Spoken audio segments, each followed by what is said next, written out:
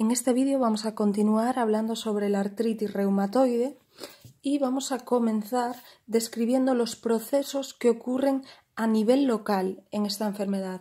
Luego hablaremos de cuáles son los efectos sistémicos. Pero comenzamos con los procesos a nivel local. Aquí cobran importancia tanto la inmunidad innata como la inmunidad adaptativa.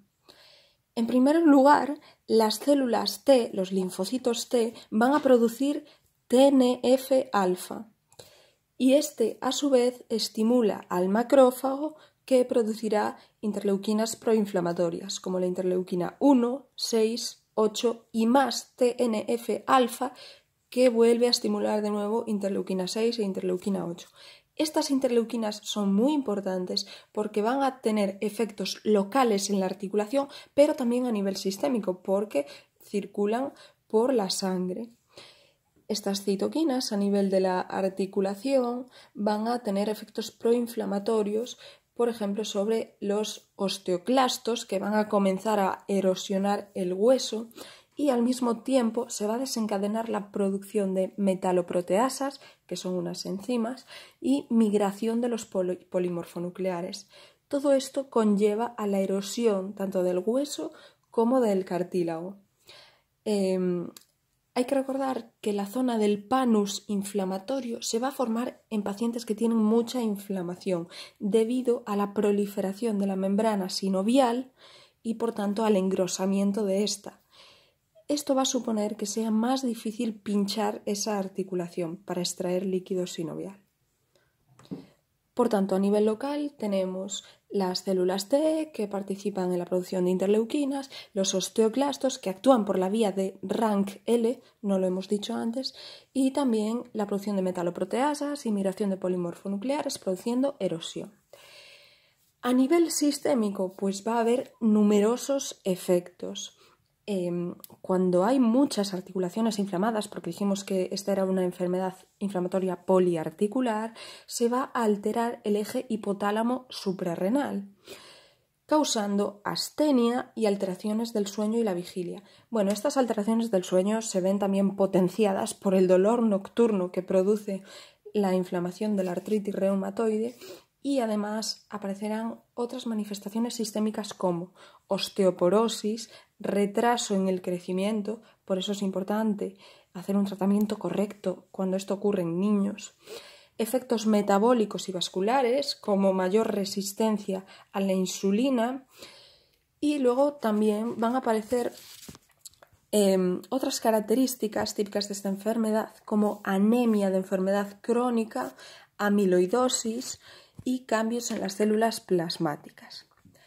Hay algo que es característico que va a ser la gammapatía policlonal. Esto es característico de las enfermedades inflamatorias e infecciones crónicas. Algo que no es que sea característico, sino que es frecuente en la artritis reumatoide son los infartos y las infecciones. Además, son las dos principales causas de muerte. Los infartos se deben a que el proceso inflamatorio hace que haya más aterogénesis y las infecciones porque hay una alteración evidente del sistema inmune.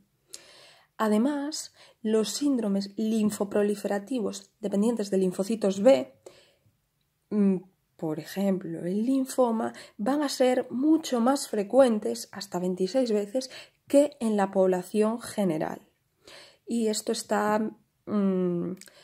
es mucho más notable en las personas que tienen el factor reumatoide o anticuerpos anti-CCP, que eran los característicos de la artritis reumatoide.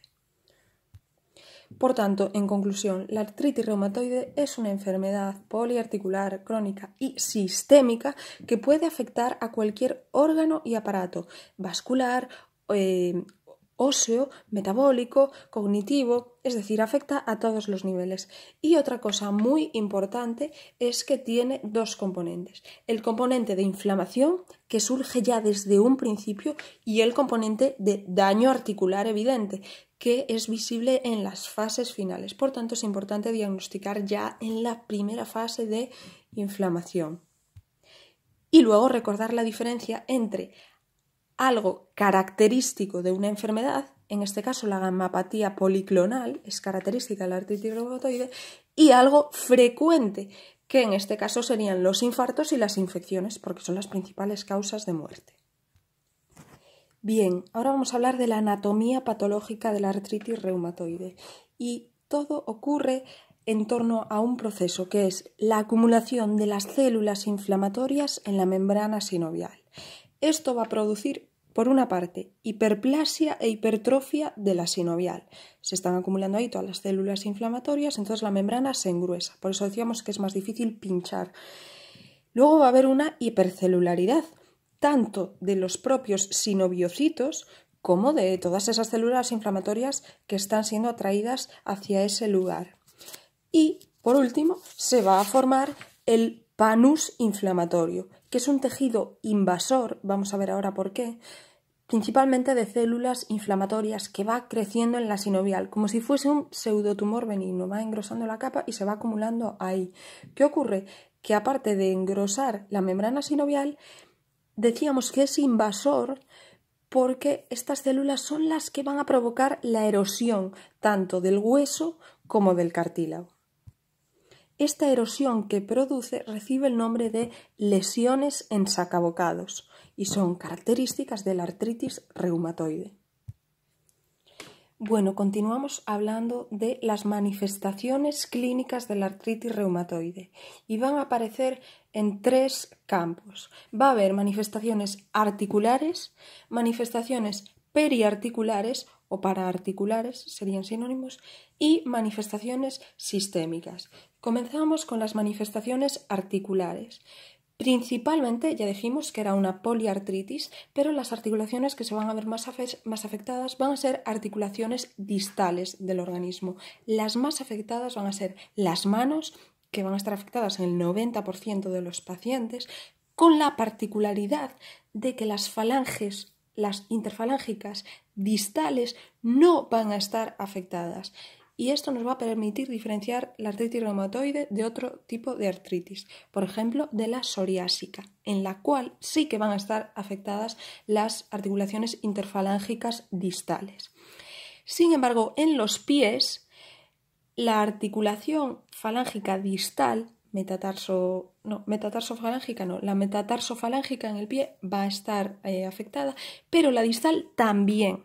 En el pie sí, pero en la mano la distal no. Van a afectarse también los carpos, las rodillas, a veces la temporomandibular y a nivel de la columna solamente se va a afectar una articulación, que es la atlantoaxoidea, entre la vértebra C1 y C2. Es la única articulación de la columna vertebral que va a estar afectada, porque la artritis reumatoide es una enfermedad que, como decíamos, se caracteriza por tener afectación en las articulaciones más distales, no en las centrales de la columna. Vamos a ver que la columna toracolumbar no se va a afectar, ya dijimos que las interfalángicas distales de la mano tampoco, y sí que vamos a encontrar sinovitis inflamatoria. Es decir, alrededor de la articulación va a haber una hinchazón de la sinovial que es palpable y además con un tacto blando, no como en la artrosis, que es un tacto más duro. Y notarán también una rigidez matutina. La afectación de las articulaciones, como decíamos, va a ser simétrica, bilateral y poliarticular. También dijimos que era una enfermedad crónica, por tanto, tiene que estar afectado durante más de 6 semanas. Hay otros síntomas que se veían más antes que ahora, pero bueno, siguen siendo síntomas de artritis reumatoide, que son la desviación cubital o desviación en rafa de las metacarpofalángicas debido a una subluxación, pero esto ahora ya no se ve tanto, y los nódulos reumatoides, que son unas formaciones nodulares subcutáneas que aparecían sobre todo en antebrazos y se debían a un crecimiento en empalizada de células plasmáticas. Esta formación de nódulos simulaba tanto un pseudotumor que en muchas ocasiones esto se trata con fármacos utilizados en oncología. Bueno, para hacer la valoración del paciente con artritis reumatoide no se utiliza el hecho de ver si el paciente va mejor o va peor, simplemente no. tenemos unos índices de actividad y esto es lo que más se utiliza. Estos índices de actividad tienen en cuenta el número de articulaciones afectadas, el grado de movilidad, un dato analítico de inflamación como puede ser la PCR y además cuestionarios sobre la calidad de vida del paciente. El índice más utilizado hoy en día es el DAS28, que tiene en cuenta las siguientes articulaciones, de superior a inferior: hombros, codos, carpos, metacarpos, interfalángicas y rodillas. No tiene en cuenta los pies. La que tiene en cuenta los pies sería la DAS44, pero como al final la actitud ante el paciente es la misma, pues se utiliza simplemente la DAS28. Al hacer esta valoración se obtiene un número, que es el índice de actividad, y el objetivo es que ese número se vaya reduciendo a lo largo del tiempo y con el tratamiento hasta 2,6, que es lo que se consideraría remisión de la enfermedad. Recordemos que para decir que una artritis es crónica tiene que haberse establecido durante más de 6 semanas. Algunas artritis que son agudas se producen, por ejemplo, por parvovirus y estas se resuelven simplemente con AINES. En cuanto a los cambios radiológicos que podemos ver en la artritis reumatoide por orden de aparición, vamos a observar en primer lugar aumento de las partes blandas periarticulares cuando todavía no se ha dañado ni el cartílago ni el hueso. Seguidamente aparece osteopenia yuxtaarticular. Esto quiere decir que hay menos densidad ósea de los huesos que están rodeando a esa articulación por acción de las citoquinas a nivel local. Luego empieza a disminuir el espacio o la interlínea articular porque ahí ya hay destrucción del cartílago y finalmente aparecen las erosiones marginales óseas debido al panus inflamatorio que está erosionando al hueso. Cabe destacar que cuando hablamos de que hay imagen en llama es una buena señal, quiere decir que la densidad ósea todavía está bien conservada. Cuando deja de haber imagen en llama quiere decir que ya hay una osteopenia yuxtaarticular. Por tanto, y a modo de resumen, vamos a recopilar lo que hemos visto en este vídeo, que sería, en primer lugar, los procesos que ocurren en la artritis reumatoide, tanto a nivel local como a nivel sistémico, y luego hemos visto las manifestaciones clínicas que tienen lugar a nivel articular. Hemos visto qué articulaciones son las más frecuentemente afectadas y qué es lo que ocurre radiológicamente en esas articulaciones. En el próximo vídeo veremos las manifestaciones periarticulares de alrededor de la articulación y además las manifestaciones extraarticulares o sistémicas.